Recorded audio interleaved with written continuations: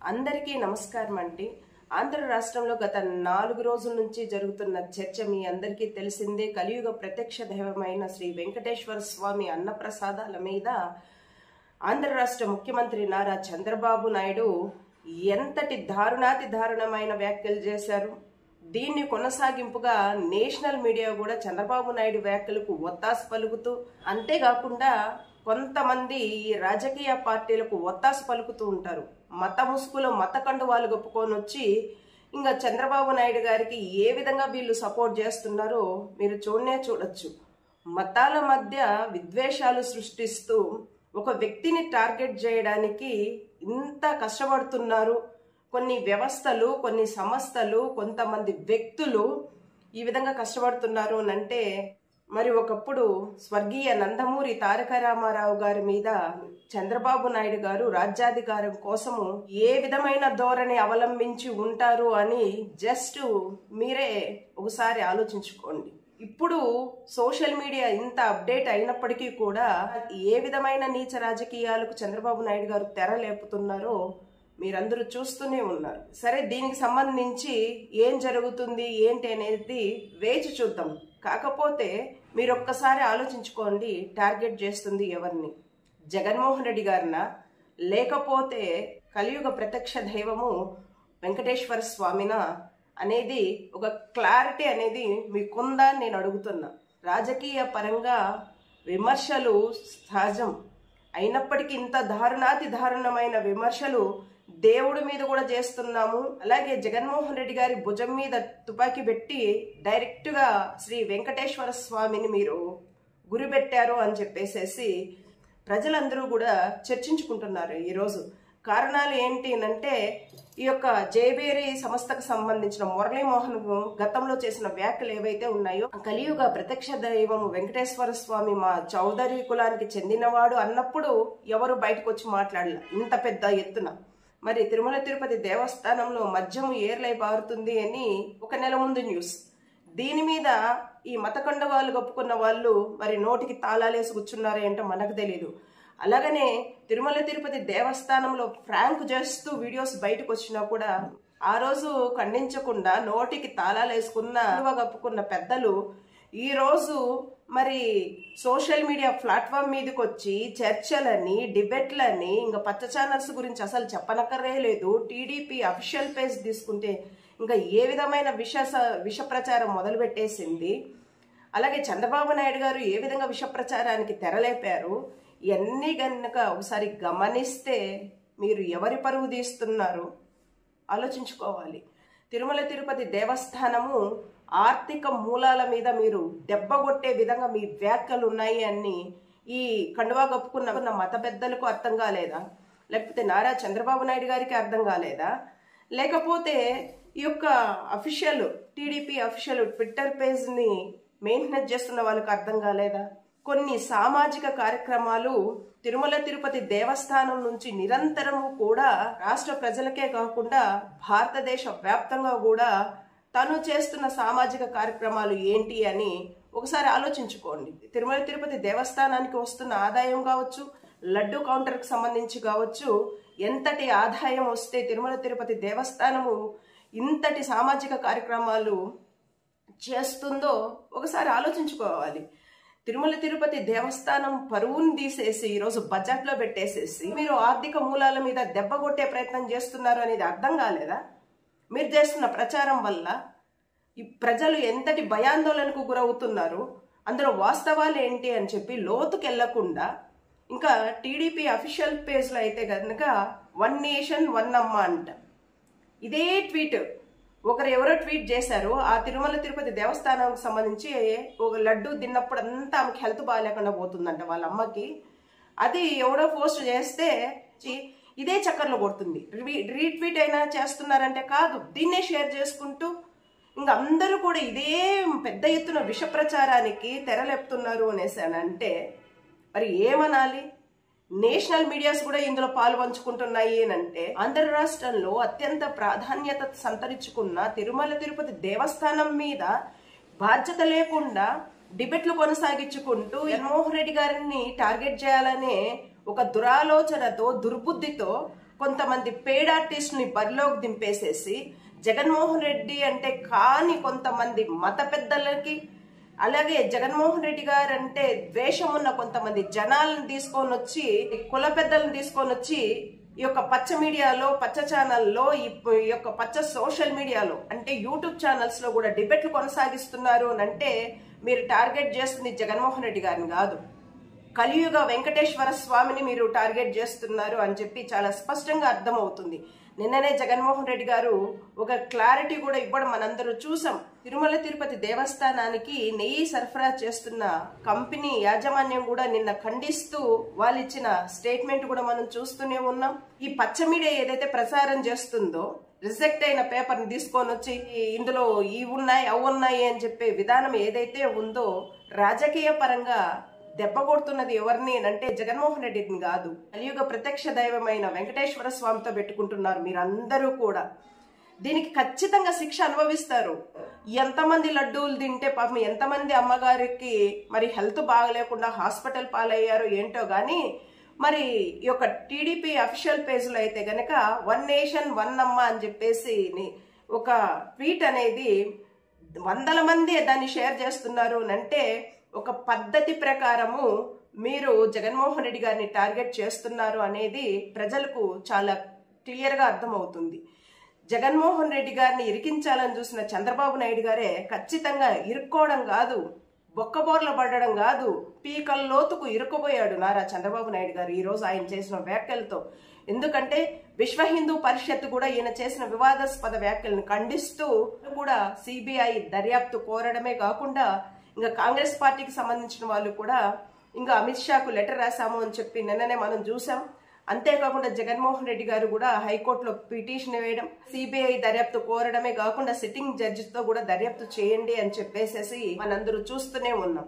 ఇవి ఆషామాషి వ్యాఖ్యలు కాదు నారా చంద్రబాబు నాయుడు గారు చేసింది. నారా చంద్రబాబు నాయుడు గారి పాపాలకు అంతం ఎక్కడ అనంటే తనకు తానుగా గోతి తీసుకున్నాడు. ఈ రోజు వెంకటేశ్వర స్వామిని టచ్ చేసి తనకు తానుగా గోతి తీసుకొని ఆ గోతిలో పడబోతున్నాడు నారా చంద్రబాబు నాయుడు గారని చెప్పకనే చెప్పవచ్చు. ఎంత విషయాన్ని కక్కుతున్నారంటే, రాజకీయ పరంగా విమర్శలు ప్రతి విమర్శలు ఉండడం అనేది సహజం.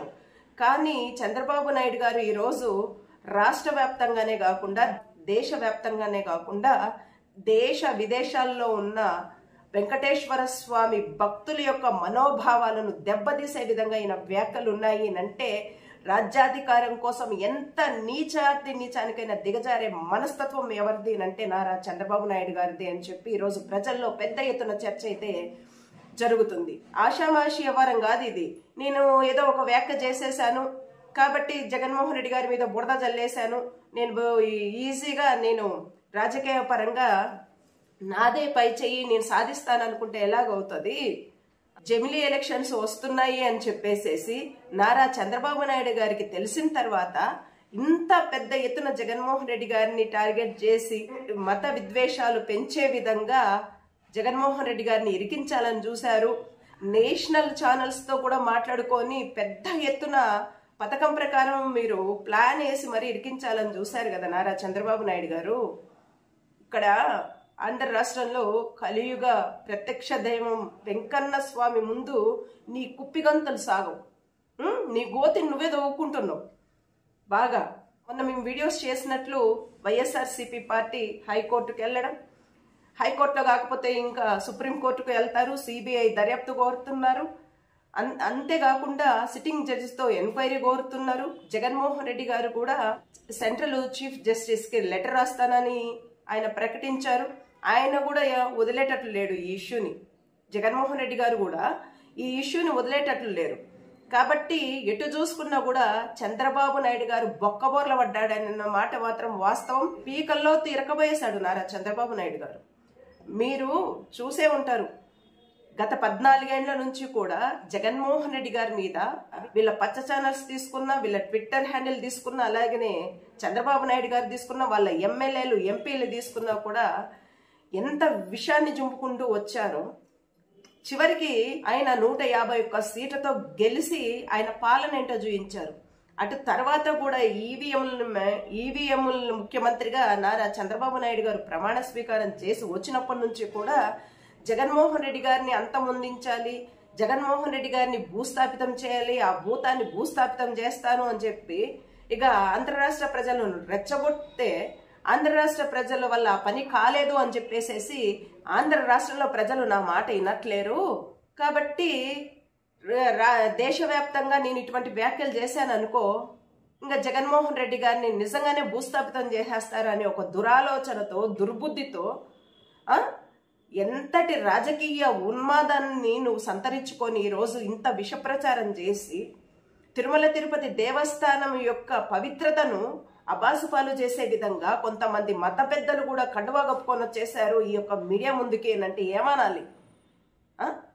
నిజంగా అందులో ఇటువంటి పదార్థాలు కలిపి తప్పిదాలు జరిగి ఉంటే దానికి బాధ్యత వహిస్తూ దానికి ఆధారాలు ఉన్నా సాక్ష్యాలు ఉన్నా కూడా వాళ్ళ మీద చర్యలు తీసుకొని శిక్ష పడేలాగా చేయాల్సింది పక్కన పెట్టేసేసి విష ప్రచారానికి డిబేట్లు అని చెప్పి కొన్ని ఛానల్లో కూర్చొని తిరుపతి దేవస్థానం యొక్క పరువును తీయడమే కాకుండా ఇంకా ఆంధ్ర రాష్ట్ర పరువును కూడా బడ్జెట్లో పెట్టేసేసి తిరుమల తిరుపతి దేవస్థానం యొక్క ఆర్థిక మూలాల మీద మీరు కొడుతున్న దెబ్బ ఏంటో ఒకసారి ఆలోచించుకోండి.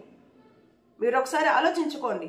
ఏ రాజకీయ పార్టీ అయినా కూడా తానిచ్చిన సంక్షేమ పథకాలని పక్కన పెట్టేసేసి ప్రజల్ని మభ్యపెడుతుందేమో కానీ తిరుమల తిరుపతి దేవస్థానం స్వచ్ఛందంగా ఎన్ని సామాజిక కార్యక్రమాలు చేస్తుందో మీకు తెలియదా? అటువంటి తిరుమల తిరుపతి దేవస్థానం యొక్క పవిత్రతను బజాట్లో పెట్టేసేసి నీచ రాజకీయాల కోసము చంద్రబాబు నాయుడు కోసము ఇంత దారుణాతి దారుణంగా వ్యాఖ్యలు చేస్తూ వస్తున్నారు అంటే ఇంతకంటే దిగజారుడుతనం ఉందా రాజకీయాల కోసం?